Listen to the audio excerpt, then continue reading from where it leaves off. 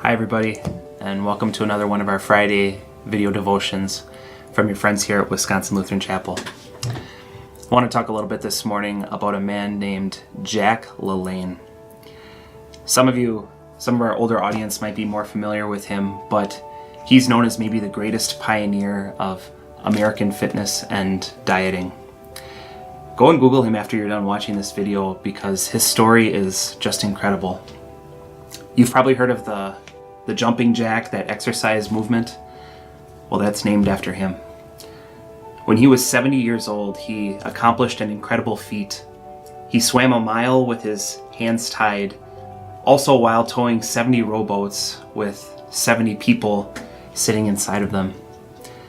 When he was old enough to be your great-grandfather, his exercise regimen was so incredible that it would put the exercise habits of 20-year-olds and 30-year-olds to shame. Jack LaLanne passed away in 2011 at the age of 96, but even until his mid-90s, he was exercising 7 days a week for 1 or 2 hours each day. Jack LaLanne could have packed it in, hung it up many years earlier, and no one would have blamed him. But he stayed faithful and committed to his exercise and dieting even till his dying day, because it's something he so dearly believed in. It's something that he was very passionate about.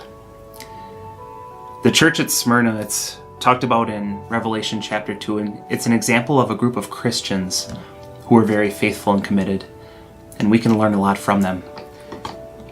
God, through John, talks about them in Revelation 2, verses 9 and 10. I know your affliction and poverty, but you are rich. I know the slander of those who say they are Jews and are not, but are a synagogue of Satan. Don't be afraid of what you are about to suffer.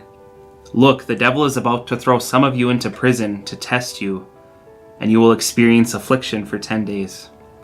Be faithful to the point of death, and I will give you the crown of life.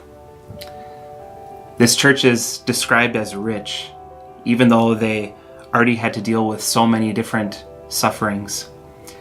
And unfortunately, those sufferings weren't yet over for them. God told them that even more would be on the way.